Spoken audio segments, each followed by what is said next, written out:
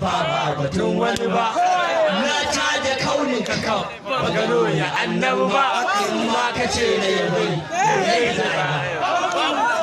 wata ku ce bauta to karɓuwar ta annabi ne in ko ka ce ilimi maɓuɓɓugar shi annabi ne farko maganar shi sunna ne aikin shi sunna ne burge shi sunna ne koyi da shi dole ne uwa uba Allah amarar shi annabi ne in ko ka ce girman shi annabi ne in ko akan kyau ne ni na wasu bugatullahi ne in kuma kusanci ne nawa kaba kausai ne sallallahu alaihi wasallam